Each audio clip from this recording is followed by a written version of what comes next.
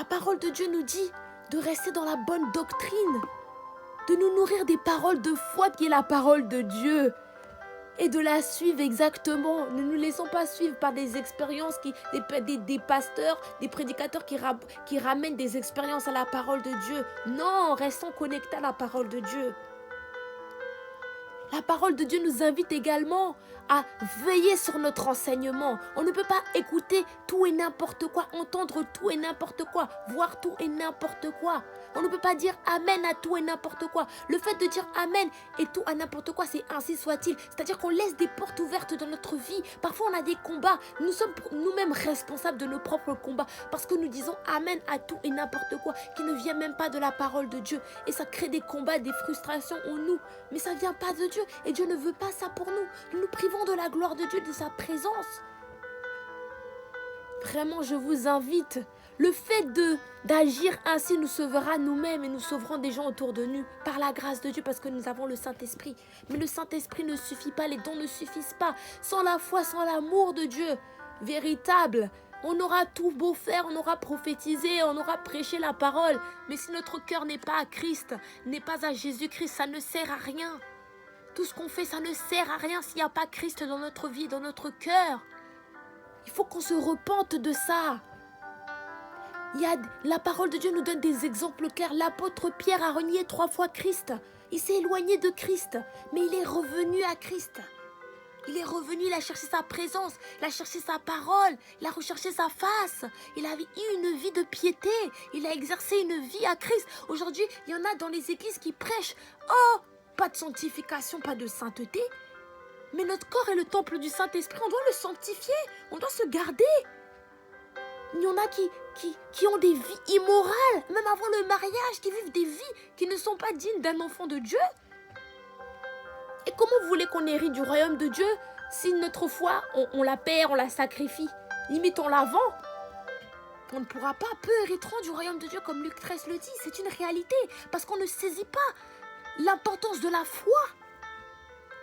C'est un socle solide dans la vie d'un chrétien et Dieu et le diable veut nous détruire, nous égorger, nous tuer notre foi pour qu'on n'hérite pas, qu'on ne soit pas sauvé, qu'on n'hérite pas des promesses de Dieu, qu'on n'ait pas de relation d'intimité avec Dieu. Aujourd'hui, des enfants de Dieu ne sont même pas intimes de Dieu, ne sont même pas intimes avec le Saint-Esprit, ne connaissent même pas Jésus-Christ intimement.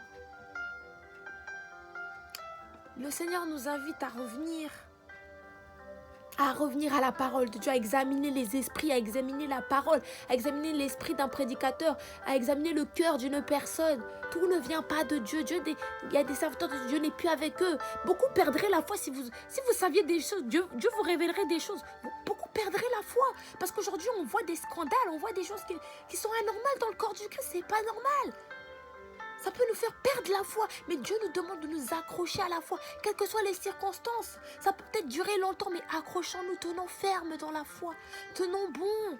Il y en a qui ne vont pas achever leur course. L'apôtre Paul nous dit, il faut achever notre course, mais combien n'achèveront pas leur course? Combien s'arrêteront en cours de route?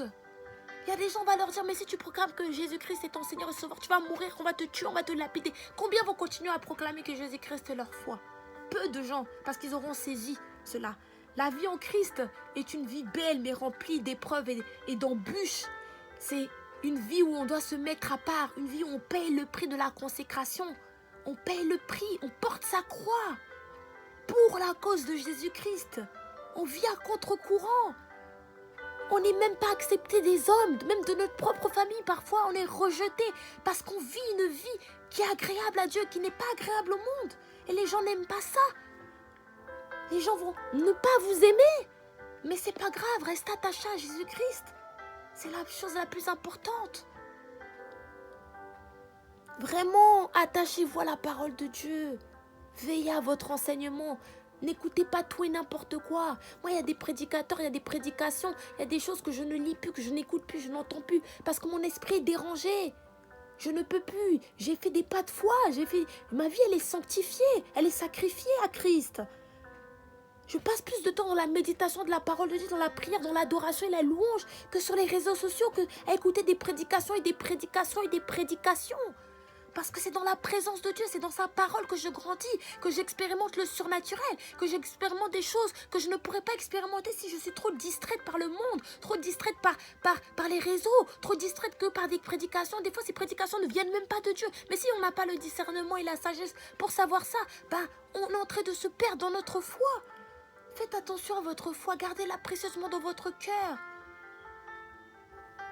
Vraiment aspirez à cette vie de sainteté, de sanctification, cette vie en Christ, cette vie où vous payez le prix. Les hommes vont vous rejeter, c'est pas grave. Votre famille va vous rejeter, c'est pas grave.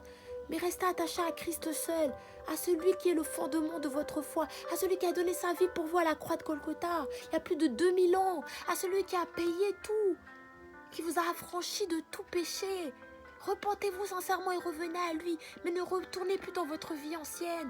N'abandonnez pas la foi, ne rejetez pas Christ parce qu'il n'y a pas de retour en arrière. Et généralement, il est difficile de revenir à Christ quand on le renie. C'est très difficile, je connais des personnes qui ont renié Christ aujourd'hui, qui étaient des chrétiens fervents, mais qui ont rejeté Christ. Et Dieu va les rejeter. Et je prie que ce ne soit pas votre partage. Ne regardez pas la femme que je suis. Ne regardez pas à qui je suis, regardez à Jésus-Christ. Restez connectés à la parole. Dites-vous, mais si cette femme a dit ce message-là aujourd'hui, il y a quelque chose. Pourquoi? Je prie que vraiment ce message puisse fleurir dans votre cœur, dans votre esprit. Examinez même ce que je dis. Je vous encourage à examiner si ça vient de Dieu ou pas. En tout cas, voilà ce que j'avais à vous dire. Revenez à Jésus-Christ. Sanctifiez-vous, revenez à la parole qui est la vérité, qui est le chemin, la vérité et la vie. Ne vous laissez pas séduire par des doctrines de démons, par des doctrines qui ne viennent pas de Dieu. Perdez pas votre foi, mais revenez à Jésus-Christ, à l'essentiel. Que Dieu vous bénisse, que Dieu vous garde, que Dieu vous fasse du bien. Moi, je m'examine tous les jours par rapport à la parole de Dieu. Tous les jours, je demande pardon, je me repens auprès de Dieu. Parce que l'être humain est faillible, infaillible. On n'est que des hommes. On peut perdre la foi, on peut devenir fou, on peut prendre l'orgueil, on peut se faire notre propre Dieu. Mais je prie que ce ne soit pas notre partage au nom de Jésus-Christ, de Nazareth. Revenons à Christ. Soyez sensibilisés. Et je prie que ce message impacte des vies, transforme des vies, change des vies. Parce que c'est pour la gloire de Dieu. C'est pour la gloire de Dieu seul que je libère ce message-là. Écoutez ces paroles. Écoutez, examinez. Esprit. J'ai le Saint-Esprit, oui, mais je me base sur la parole de Dieu qui est ma vie. Sans la parole, je ne peux rien faire. Je ne pourrais même pas me tenir debout devant vous et parler. Ce n'était pas possible. Parce que c'est le fondement de ma foi. C'est le fondement de ma vie spirituelle. Et il y a des activations qui se font dans la parole de Dieu. Rien que dans la parole de Dieu, il y a des alliances qui se font. Et vous reconnaîtrez les vrais disciples, les vrais hommes de Dieu, à leur foi et à leurs fruits qui viennent de la parole de Dieu. Examinez les esprits, sondez. Que Dieu vous bénisse abondamment. Votre sœur, votre servante qui vous aime, mais Dieu vous aime encore plus. Et si ce message a été libéré, c'est parce que Dieu vous aime et Dieu ne veut pas que vous ayez en enfer. Dieu ne veut pas que vous abandonniez la foi. Dieu ne veut pas que vous vous perdiez. Mais Dieu veut que vous reveniez à lui, que vous lui demandez pardon si vous êtes éloigné de lui. Pardon si vous êtes fait votre propre Dieu dans votre vie. Mais Dieu veut que vous reveniez à lui et que vous arrêtez d'écouter des doctrines séductrices, des doctrines de démons qui ne viennent pas de lui. Parce que ça c'est trop dans notre génération. Il y a beaucoup de gens qui écoutent des doctrines de démons, des doctrines séduisantes et qui ne le savent même pas. Examinez toutes choses. Prenez soin de vous et de votre foi en Jésus-Christ. Que Dieu vous bénisse. À très bientôt. Merci de m'avoir écouté. Et que Dieu vous bénisse abondamment. Votre sœur, alias Béré Béré. With love, Béré Béré. À très vite. Ciao, ciao.